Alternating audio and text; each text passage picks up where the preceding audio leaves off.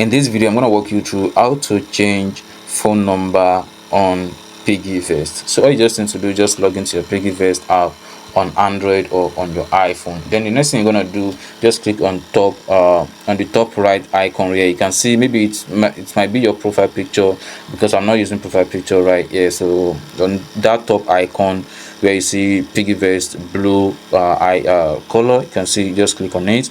Then it's gonna take you straight to this page right here. You can see my profile, then click on, you can see your phone number, you can see your email, your name.